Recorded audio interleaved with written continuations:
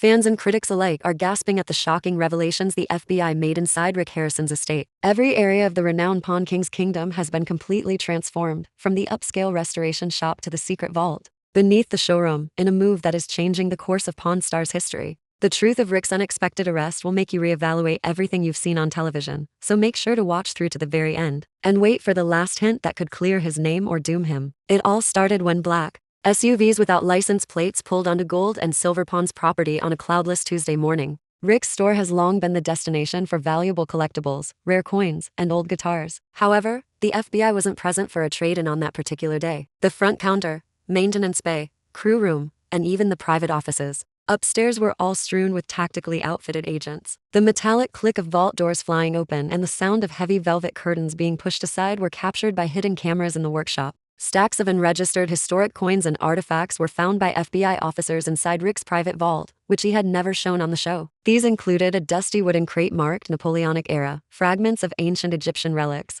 without the appropriate provenance papers, and a bundle of pre-1900 gold doubloons without export documentation. The affidavit claims that these objects were not only unlicensed, but also reported as stolen property by several museums. Rick's composed manner while negotiating deals and joking about value is remembered by producers on set, and his tense smiles for the cameras that day showed genuine shock. The charges money laundering, obstruction of justice, and conspiracy to trade in stolen goods came quickly. The FBI claimed in court documents that Rick intentionally bought illegal goods from dubious vendors, and then utilized his notoriety to pass them off as genuine collectibles. Recorded conversations in his repair bay, where Rick allegedly instructed sellers on how to fabricate item histories, provided the obstruction count. Although viewers of live feeds saw the cameras cut away, nobody thought the crew was concealing anything more than incomplete repairs. However, the government's case began to show weaknesses as the investigation progressed. Rick's defense lawyer included notarized export forms, certified appraisals, and signed bills of sale as proof that each item's history dated back several decades. One FBI agent acknowledged under cross-examination that there were no gaps in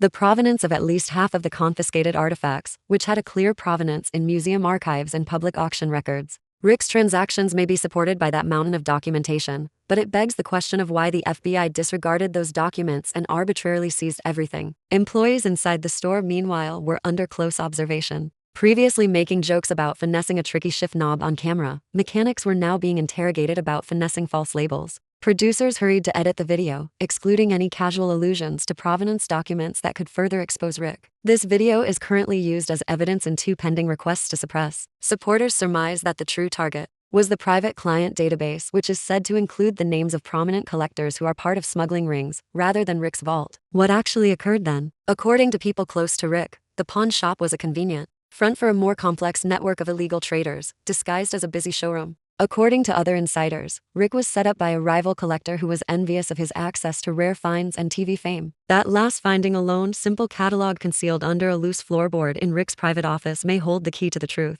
A confidential appendix claims that the catalog includes code names that connect objects to a cartel of illegal art traffickers. This information might either further implicate Rick or reveal the true kingpins. The next thing you should do is keep an eye on the court docket for motions filed under Case No. 24 Car 134 in the Nevada District Court to find out how this historic case develops. Rick's defense team will contend that the government's evidence was unlawfully obtained at his next hearing. Additionally, pay close attention to the examiner of the sealed catalog, as their identity could reveal the entire operation. Before you make snap judgments, keep in mind that the distinction between lawful trade and illicit activity is extremely blurred in the high-stakes world of pawn and valuable artifacts. The tale of Rick Harrison serves as a reminder that anyone can become a target of fame and profit, sometimes due to their own transgressions and other times due to the greed of others. You can subscribe for updates as the legal battle for Rick's freedom and the truth develops. Hit like and leave a comment with your theory about who is actually behind the smuggling ring. Because the only question that remains once the vault doors swing open and the cameras stop recording is what justice will uncover next.